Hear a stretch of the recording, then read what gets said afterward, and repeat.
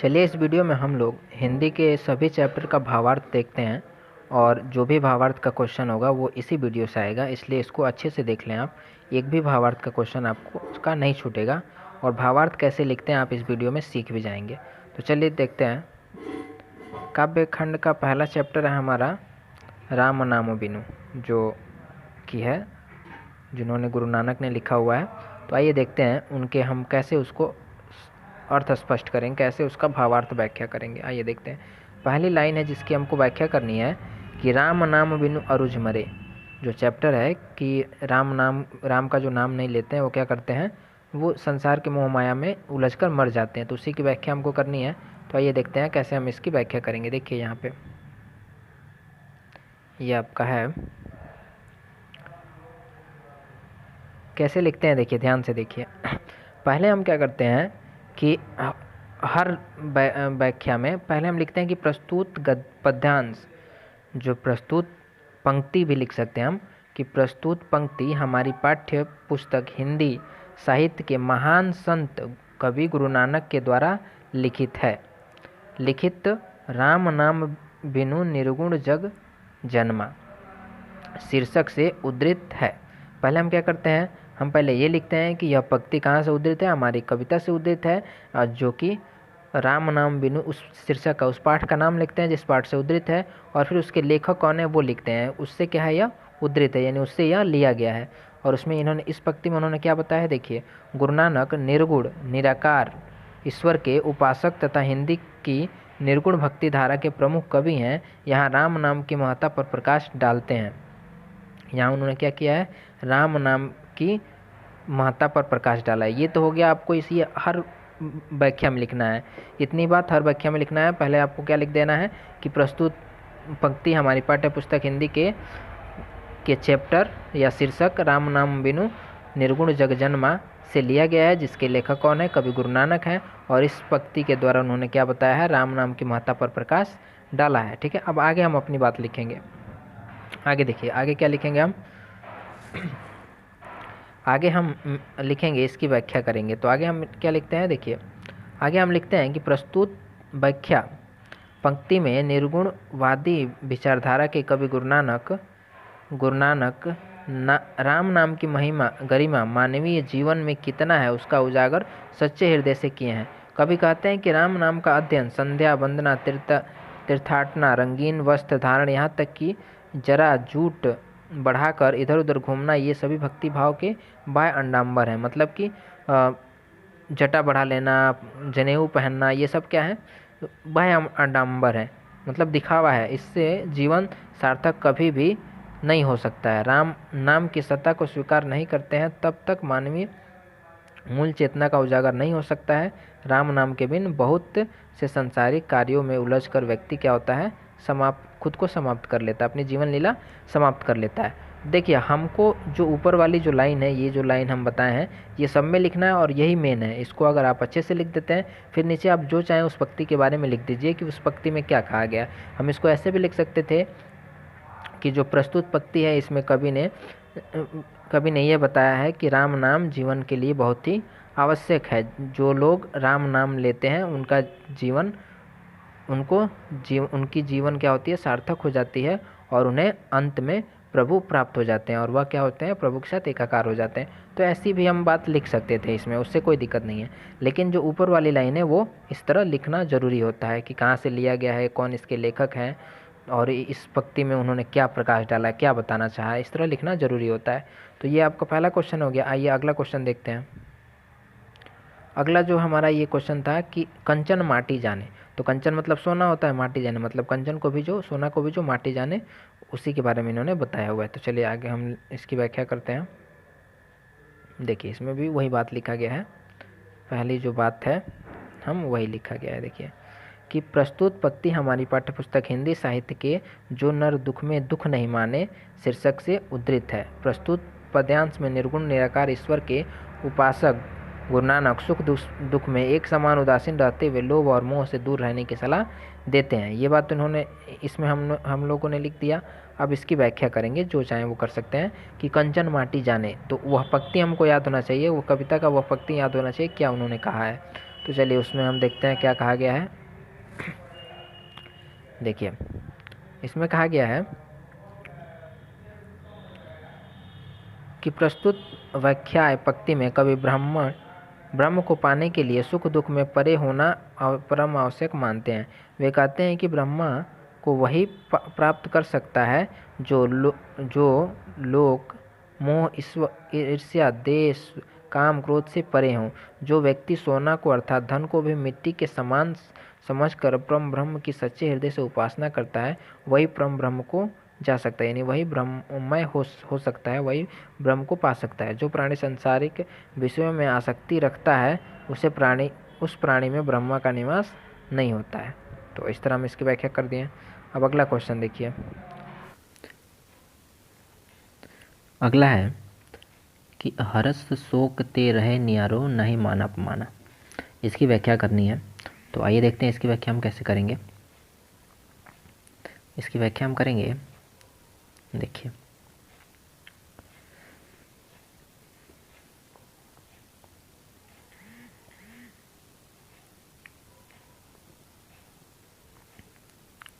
कराएगी प्रस्तुत पंक्ति हमारी पाठ्य पुस्तक। ये लाइन तो हमेशा हमको लिखना है, ये वाली जो लाइन है ये लाइन हमेशा लिखना है कि प्रस्तुत पंक्ति हमारी पाठ्य पुस्तक हिंदी साहित्य के संत कवि गुरु नानक द्वारा रचित जो नर दुख में दुख नहीं माने शीर्षक से उद्धृत है। प्रस्तुत पंक्ति में संत गुरु नानक उपदेश देते हैं कि ब्रह्म के उपासक प्राणी को हर्ष शोक सुख दुख निंदा प्रशंसा मान अपमान से परे होना चाहिए। इन सब के पृथक रहने वाले प्राणियों को ही में ही ब्रह्म का निवास होता है। तो ध्यान रखिए कि इसमें हमको क्या करना है कि हमने इतनी लाइन लिख दिया कि यह कि हमारे हिंदी साहित्य से उद्धृत है, जिसके लेखक गुरु नानक है, और उस पाठ का शीर्षक क्या है, जो नर दुख में दुख नहीं माने। ये हो गया। अब इसके बाद हमको ये लिखना होता है कि ये लाइन क्या बता रही है। तो इस लाइन में उन्होंने क्या बताया है कि उन्होंने उपदेश देते हुए बताया है कि जो नर क्या करता है, दुख में सुख में निंदा प्रशंसा मान अपमान में एक समान रहता है, उससे में ही ब्रह्म का निवास होता है। तो ये लाइन हम लिख देते हैं, यानी कि पहले हम उस जो लाइन है जो जहाँ से लाइन उद्धृत है वो लिखते हैं, फिर उसके बाद उसकी रचयिता कौन है वो लिखते हैं, किस पाठ से उद्धृत है वो लिखते हैं, फिर उसके बाद उस लाइन में क्या कह रहे हैं वो लिखते हैं। उसके बाद हम आगे की व्याख्या पाठ से मिला के करते हैं। तो देखिए आगे की व्याख्या फिर क्या कहा गया है। आगे है, देखिए आगे हमारे की प्रस्तुत पंक्ति में कवि कहते हैं कि ब्रह्म निर्गुण एवं निराकार है, वैराग्य भाव रखकर ही हम उसे पा सकते हैं। झूठी मान बड़ाई निंदा शिकायत की उलझन मनुष्य को ब्रह्म से दूर ले जाता है। ब्रह्म को पाने के लिए सच्ची मुक्ति के लिए हर्ष शोक मान अपमान से दूर रहकर उदासीन रहते हुए ब्रह्म की उपासना करनी चाहिए। ऐसे लिख देना हमको। चलिए अगला देख लेते हैं। अगला है हमारा कि नानक लीन भयो गोविंदा सो जो पानी संग पानी। मतलब जो नानक हैं वो ब्रह्म के साथ ऐसे लीन हो गए हैं जैसे पानी के संग पानी मिल जाता है और कुछ पता नहीं चलता है। वैसे ही जो नानक हैं वो किसके साथ मिल गए, ब्रह्म के साथ मिल गए हैं। तो आइए देखते हैं इसकी व्याख्या कैसे करेंगे हम। पहली लाइन हमें वैसे ही लिखना है जो है कि प्रस्तुत पाठ्य पुस्तक हिंदी के साहित्य के महान संत कवि गुरु नानक द्वारा रचित जो नर दुख में दुख नहीं माने पाठ से उद्धृत है। इसमें कवि ब्रह्म की सत्ता की महत्ता को बताते हुए मनुष्य के जन्म का अंतिम लक्ष्य ब्रह्म को पाने को बताते हुए कहते हैं कि सांसारिक व्यक्ति से दूर रहकर मनुष्य को ब्रह्ममय होने की साधना करनी चाहिए। गुरु कृपा से ऐसी प्राप्ति संभव होती है। आगे वो कहते हैं कि प्रस्तुत व्याख्याएं पंक्ति के माध्यम से कवि कहना चाहते हैं कि मानव जीवन में ब्रह्म को पाने की सच्ची युक्ति अर्थात उपाय करना चाहिए। ब्रह्म को पाने का सच्ची युक्ति अर्थात उपाय करना चाहिए। पर ब्रह्म को पाना प्राणी का अंतिम लक्ष्य होना चाहिए। जिस प्रकार पानी के साथ पानी मिलकर एक समान हो जाता है, वैसे ही जीव को ब्रह्म के साथ मिलकर ब्रह्ममय हो जाता है। उसी तरह जीव जो है वो क्या होगा, ब्रह्म के सानिध्य में जाता है, तब वो ब्रह्ममय हो जाता है, यानी जीवात्मा जो है वो परमात्मा से मिल जाती है। ऐसे व्याख्या कर देंगे हम। चलिए अब हम अगला चैप्टर देखते हैं। अगला क्वेश्चन है हमारा कि मनुज भारती देख कोई को सकत नहीं पहचाना। मनुज भारती देखी को सकत नहीं पहचाना। स्वदेशी पाठ से है ये पंक्ति। तो हमें इसकी व्याख्या करनी है। तो देखिए इसकी व्याख्या हम कैसे करेंगे। पहले तो लिखेंगे हम कि क्या प्रस्तुत पंक्ति हमारे साहित्य की पाठ्य पुस्तक स्वदेशी शीर्षक पाठ पद से उद्धृत है। इसकी रचना किसने किया है। इसकी रचना देशभक्त भक्तकति बद्री नारायण चौधरी प्रेमघन द्वारा किया गया। इसमें कवि ने देश प्रेम की भाव को जगाने का प्रयास किया है। कवि ने स्वदेशी भावना जगाने की आवश्यकता पर बल दिया है। पश्चात रंग में रंग जाना कवि के विचार से दास्ता का निशानी है। तो आगे ये बताते हैं, कहते हैं कि प्रस्तुत व्याख्याएं में कवि कहा है कि आज भारतीय लोग अर्थात भारत में निवास करने वाले मनुष्य इस तरह से अंग्रेजियत को अपना लिए हैं कि वे पहचान में ही नहीं आते हैं कि भारतीय हैं। लाइन में यही कहा गया है कि आज भारतीयों को देखकर पहचाना नहीं जा सकता कि वो भारतीय हैं।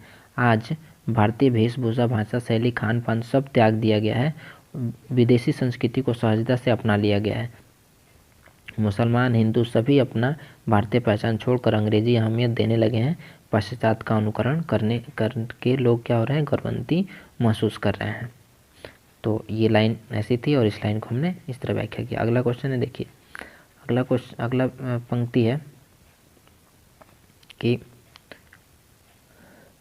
अंग्रेजी रुचि गृह सकल वस्तु देश विपरीत। इस लाइन की व्याख्या करनी है हमको। तो देखिए इस लाइन की व्याख्या हम कैसे करेंगे।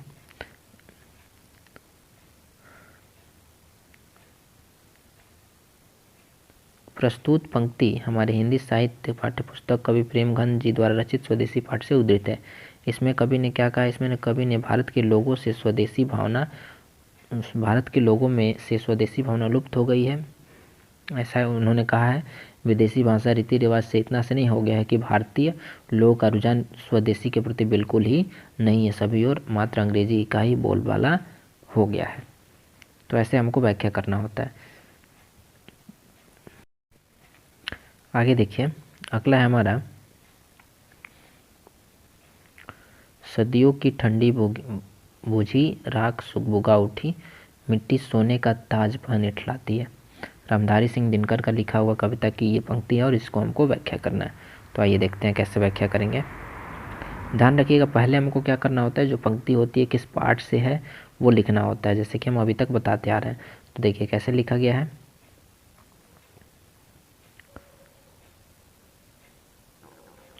इसमें लिखा गया है, देखिए कि प्रस्तुत पंक्ति रामधारी सिंह दिनकर द्वारा रचित जनतंत्र का जन्म शीर्षक कविता से संकलित है, वहाँ से इसे लिया गया है। अब करें, इसमें कवि स्वाधीन भारत की रूपरेखा को सजीवात्मक रूप से प्रदर्शित किया है। इसमें उन्होंने क्या किया है कि जो स्वाधीन भारत की रूपरेखा है उसमें उसको सजीवात्मक रूप से प्रदर्शित किया है। तो इसमें कवि, इस पंक्ति में कवि ने क्या कहा है, कवि की अभिव्यक्ति है कि स्वाधीनता मिलते ही मतलब आज़ादी मिलते ही भारत में जनतंत्र का उदय हो गया। बुझी हुई राख धीरे धीरे सुलगने लगी। सोने का ताज पहनकर भारत आज इठला रहा है। वर्षों से त्रस्त जनता हुंकार भर रही है। अब क्या हो गया है, जनतंत्र का यहाँ जन्म हो गया है और लोग क्या हैं, अब जो मिट्टी है वो सोने का ताज पहन के इठला रही है। मतलब लोग अब क्या कर रहे हैं, अब स्वाधीन होना, आज़ाद होना चाह रहे हैं। चलिए आगे देखते हैं। अगली पंक्ति है हमारी कि हुंकारों से, देखिए अगली पंक्ति क्या है, हुंकारों से महलों की नींव उखड़ जाती है, सांसों के बल से ताप हवा में उड़ता है, जनता की रोके राह समय में ताव कहाँ, वह जिधर चाहती काल उधर ही मुड़ता है। तो इसकी व्याख्या करनी है। तो इसकी व्याख्या देखिए कैसे करेंगे। इसमें हमको पहले वही लाइन लिखना है कि प्रस्तुत पंक्ति उत्तर छायावाद के प्रखर कवि रामधारी सिंह दिनकर द्वारा रचित जनतंत्र का जन्म शीर्षक से संकलित है। पराधीन भारत की दयनीय स्थिति को देखकर कवि हृदय विचलित हो उठा था। स्वाधीनता मिलते ही उनका मुखमंडल दीप्त हो उठा। जनता के हुंकार प्रबल वेग से उठती है। तो उन्होंने क्या कहा है, इसमें चूंकि लाइनें मिला दी गई हैं, आप अलग करना चाहें तो अलग कर सकते हैं। पहले तो ये लाइन लिखना है कि जो कवि हैं वो कौन है, रामधारी सिंह दिनकर हैं, कि उनके जो रचना है क्या है, जनतंत्र का जन्म से लिया गया है। और इसमें उन्होंने क्या बताया है कि पराधीन भारत की दयनीय स्थिति को देखकर कभी क्या हो गए थे, विचलित हो गए थे, हृदय उनका विचलित हो गया था और जैसे ही आज़ाद हुआ उनका मुखमंडल क्या हो गया, दीप्त हो गया, जयमान हो गया। तो अब कह रहा है कि जनता अब क्या हो रही है, जनता की हुंकार प्रबल वेग से उठती है, सिंहासन की बात कौन कहे, धरती भी कांप उठती है। उसके सांसों से ताप हवा में उठने लगते हैं, जनता की रुख जिधर उठती है उधर ही समय भी अपना रुख मुख कर देता है। वस्तुतः यहाँ कवि कहना चाहते हैं कि जनता ही सर्वोपरि है, वह जिसे चाहती है राज सिंहासन पर आरूढ़ कर देती है। मतलब इन्होंने बताया है कि अब क्या है, अब वही होगा जो जनता चाहेगी, यानी अब जनता जग चुकी है, जनता में हुंकार भर रही है, अब वही चाहेगी और जनता जो चाहेगी वही राजा बनेगा। तो इस तरह हम इन पंक्तियों की व्याख्या कर सकते हैं। तो ऐसे ही सभी पंक्तियों की व्याख्या करनी है, जो भी पंक्तियाँ हैं बस आपको ये याद रखना है कि वह पंक्ति कहाँ से ली गई है। तो उसको सिर्फ लाइन लिखना है कि प्रस्तुत पंक्ति हमारे पाठ्यपुस्तक हिंदी के पाठ इतना से उद्धृत है। पाठ शीर्षक का नाम लिख दीजिएगा, पाठ भी लिख सकते हैं, इस पाठ से उद्धृत है, जिसके लेखक ये हैं, और उसके बाद उस पंक्ति में क्या बताया गया है, क्या कहना चाहा है कभी, वो लिख दीजिएगा। फिर उसके आसपास की जो पंक्ति होंगी उससे मिलता जुलता कुछ आप उसकी व्याख्या कर देंगे। तो ऐसे ही व्याख्या करना होता है, एकदम आसान है, बस आपको चैप्टर याद होना चाहिए कि ये लाइन किस चैप्टर से है। तो कविता अगर आप याद करके जाते हैं, कविता थोड़ा बहुत देख के जाते हैं तो आपको याद होगा, और उस पाठ के लेखक कौन है ये याद होना चाहिए, तब आप आसानी से भावार्थ लिख सकते हैं। तो चलिए बस इतना ही इसमें बताना था इस वीडियो में।